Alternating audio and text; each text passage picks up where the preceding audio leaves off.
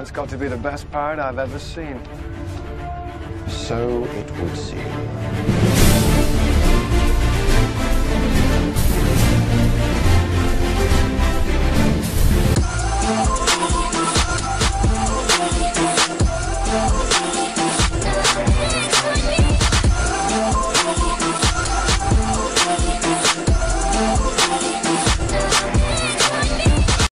Pirates of the Caribbean at World's End, the third movie and second sequel in the Pirates franchise, which is heavily tied to Dead Man's Chest. Unfortunately, I don't exactly know the reception this movie got, but it might have been a decent amount because this movie is actually being represented in Kingdom Hearts 3.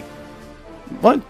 No, I'm not trying to use Disney games to try and bank off a KH3's release, which is another review I'll be doing in the future, by the way. You already said you were doing this. Plus you did a Monsters Inc. game before this. Don't you think people will see a little bit of a correlation? Okay, so I'm not going to be super knowledgeable about every game that I review, but I did at least watch the movie for this game before I went into it, so I'll have an idea of what I'm talking about. But since you already know by now that this video is mostly for anticipation towards my KH3 review, I guess I shouldn't stall the introduction out any longer. Without further delays, today we'll be looking at the Pirates of the Caribbean at World's End video game.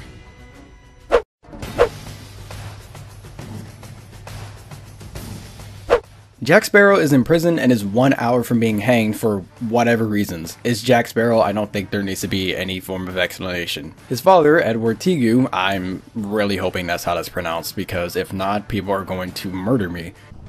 I call on Captain Teague, keeper of the code. He broke into the prison and helps him escape. He then tells Jack to find Tia Dalma, who will help rally together the pirate brethren. After Jack escapes, he finds the Black Pearl and encounters Bootstrap Bill Turner, who warns him that Davy Jones is on his way for the deal that Jack made with him. William Turner, the son of Bill Turner, rows to Isle del Pelagostos, again I hope that's how it's pronounced, where he finds Jack, who has been captured by native cannibals. They both fight their way off the island and make for Port Royal, where they'll find Tia Dalma. She explains that a conclave, basically a gathering of pirates, must be held at Shipwreck City, and that there is a key to a box that holds Davy Jones' heart, and he who holds the heart controls Davy Jones. Jack, William, Elizabeth Swan, and Barbossa at some point then go throughout the world trying to get the pirate lords together for the conclave while having to deal with Davy Jones and everyone backstabbing each other, because that's how pirates work.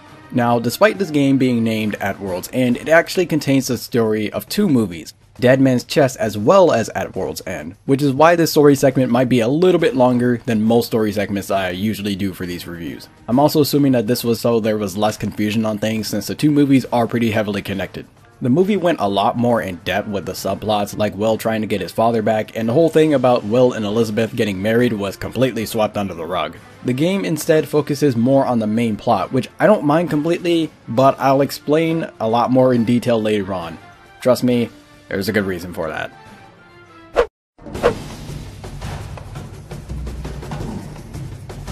So the PS2/Wii version looked kinda not the best. There's the occasional good one like Will, but most of them are average, and it's mainly because the original people have a lot of wrinkles and scars, and that being translated to this version of the game is not that great looking. However, the PS3 and Xbox 360 versions exist, and hello, nurse! Goodness, this looks so much better. Unfortunately, I played the Wii version, so yeah. Say goodbye to these amazing looking graphics. I dealt with this version, and you will have to as well. The music is actually pretty good, though it's not nearly as dynamic as the music from the movies. It still does a good job of capturing the feel of some of the songs you'd hear from the movies and fit the pirate setting, which is important. Some voice actors have returned for their roles in this game, but for the most part they aren't the major ones. Bootstrap Bill and Lord Cutler Beckett are a few examples. The ones that do play the major roles like Jack, Will, Elizabeth, etc. are pretty notable because they also voice those characters in Kingdom Hearts 3.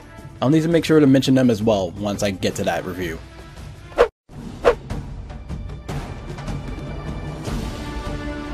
You're able to play as Jack, Will, Elizabeth, and Barbossa, who all control the same for the most part aside from a few aesthetic differences. Everyone has fast and strong attacks that they can link together to make combos for defeating enemies. As you progress, you'll learn more combos that you can use. You can also grab enemies, which does damage to them, as well as stun them so you can damage them more afterwards. You can get grabbed yourself though, so you'll have to be careful trying to do this. There are plenty of ways to defend yourself. You can block attacks, dodge out of the way of attacks, which gives you an opportunity to strike back, or counterattack as an enemy is attempting to hit you. There is a limit to how long you can hold down your block though, so you've got to be mindful of that as you're fighting. There are also secondary items that you can collect and use for multiple purposes. Knives can hit enemies from a distance, guns do the same thing but they are stronger, bombs are able to damage and even take out multiple enemies at once, and chicken helps you recover your health. You can get these from destroying crates and beating enemies. However, you can only carry a certain amount of these items at a time. Wide use of these is highly recommended as they just might be able to save your life. To help with this a little bit, you'll automatically get upgrades to the amount you can carry as you go through the game. Occasionally, you'll run into fights that are one-on-one. In these fights, you can block indefinitely, but you're not able to dodge. You're also only able to use the chicken if need be. Everything else you are able to do though, and there are some special interactions you can only do during these segments. Each level of the game has sub-missions that you can complete. These objectives are a variety of actions, collecting amounts of loot, playing dice and card games, and more. There are also quick-time events called jackanisms. They could have easily just called them quick-time events, but whatever. Some jackanisms can also get you a special bonus, but that is only if you can get through the sequence on your first try, so you'll have to pay attention to when these things show up.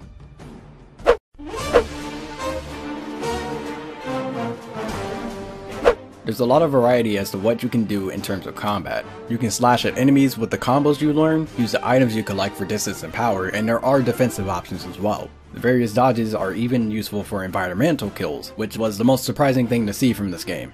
There are also a lot of side stuff that you can do. There's the stuff I mentioned earlier, along with plenty of people to talk to, lots of crab pendants everywhere. Each level also has a hit combo goal, plus the jackanism events which give you extra bonuses. The special quirks that the movie has is replicated in this game pretty well. The way characters interact with each other as well as the jokes that occur in the game work out well and don't feel out of place.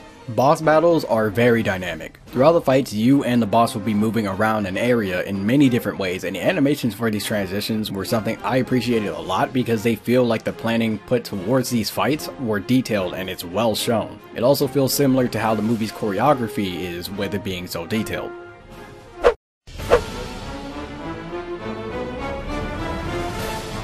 I have multiple issues with the cutscenes for this game.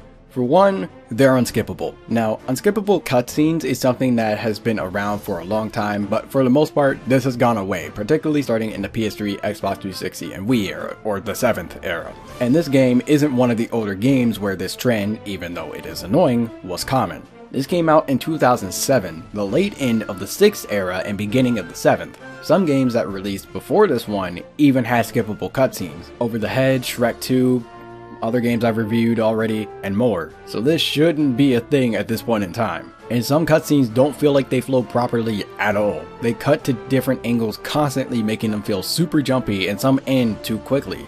This was a major issue because you'll suddenly get attacked if an enemy is on screen, because enemies always attack right as a cutscene finishes. If you don't know that or don't assume that, which I don't know why you would, then you'll get cheap shotted. And it's not like it's obvious that an attack is going to happen immediately afterwards, like in some games like Devil May Cry or Bayonetta. They just happen. All the time. I don't know who thought this was a good idea. Yes, let's just jump the player once the cutscene ends. That is 100% fair. These cutscenes also repeat if you fail an objective, so you might end up seeing the same cutscene over and over again, which is irritating. And what sucks is that there are some areas in this game that are extremely cheap due to either having a bunch of stuff around that can hit you, causing you to essentially get stunned and attacked by enemies again, or environmental damage that takes out almost all of your health in one hit, and sometimes with no indication as to when it will happen. It also doesn't help that objectives in this game aren't always clear. All of this then leads to having to redo events because either you die due to a cutscene ending suddenly and you getting attacked, or you'll fail because you didn't know what you were supposed to do since the game misguides you. Getting loot serves no purpose other than collection. Yes, they can get you some collectible stuff in the treasure cove at the main menu, but if you don't care about that at all, this does nothing. And this is a big issue because you are a pirate. They should be able to do something in game with this. You could have used the loot to buy the upgrades for inventory expansion and items from sellers whenever you were in a town, instead of just getting these things automatically. I honestly felt like collecting the money didn't do anything worthwhile while I am playing as pirates. How do you manage to do that? By the way, remember earlier when I said I'd go more in depth with the story? Yeah, now's the time for that. I do not like that this game combined Dead Man's Chest and At World's End. That doesn't sound bad at all. In fact, that sounds amazing. Hear me out on this. When I did this game, I thought it was just going to go over at World's End story, but it wasn't. It's both. And I was trying to think of reasons as to why this was the case. So I thought maybe Dead Man's Chest didn't have a game, so they combined both of the stories. No, it did. It just wasn't on consoles. Then I thought maybe this was done to add context from the other movie for this one, since it does make sense to do that with them being so heavily connected. But at the same time, Dead Man's Chest isn't even told accurately. Jack's father isn't even seen in the movies until at World's End, at the Conclave, but the game shows him immediately during the Dead Man's Chest portion of the story. And I checked, this game is actually his first appearance ever, which does not make sense, because again, that would mean he's not in Dead Man's Chest at all. And I would have at least been able to justify both games being together if it weren't for the runtime for this game. With two movies being combined, you would think that this game is a pretty decent length, right? But nope. The game still has the average time for license-based games with one movie or original plotline of 4 to maybe 5 hours. What's worse is that Dead Man's Chest is 2 hours, and At World's End is 2 hours. So realistically, what I was expecting was only going to be 2 hours long if Dead Man's Chest wasn't involved. How have you managed to combine two movies and it ended up being the same length, and in some cases shorter than some of the other games I've already reviewed?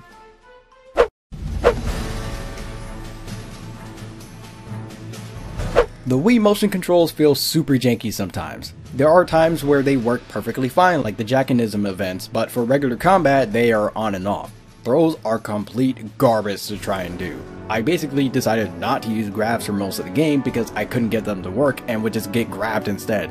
At least they have invincibility during them, otherwise it would be completely pointless. No other version should have the same issue because of the lack of motion controls on the other versions, which is why I'm not going to put this in the bad section.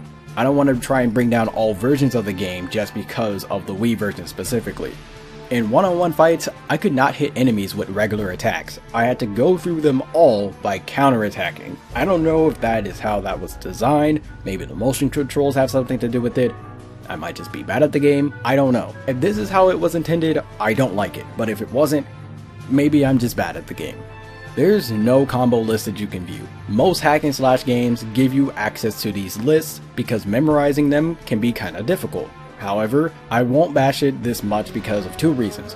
One, there's not that many combos in the game anyways to memorize, and two, everyone just uses like the same 1 or 2 combos, maybe a third combo every so often. And if you say you don't, you're lying to me, and I don't like that. And the only reason you would say that you don't is if you're a speedrunner, and even then, that might be wrong.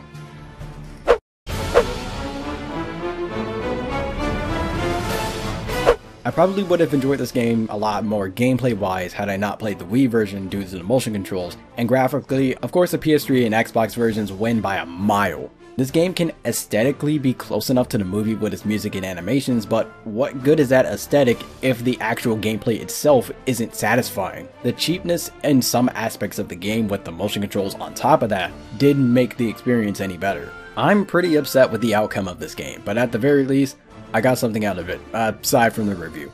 Since this game did convince me to watch the movie before playing it, I'll be able to appreciate the Kingdom Hearts 3 version of this movie a lot better than this one.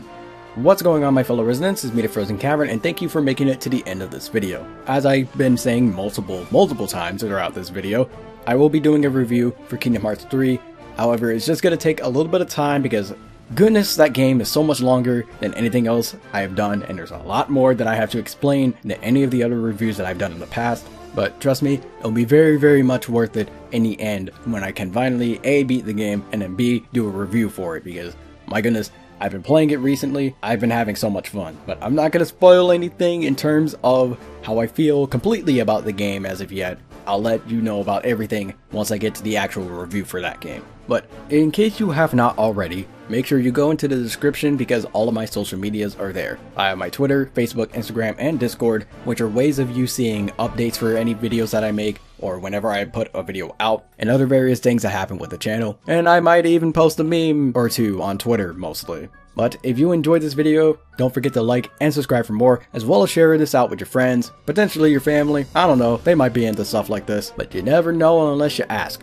So go ask. But until the next video, take care.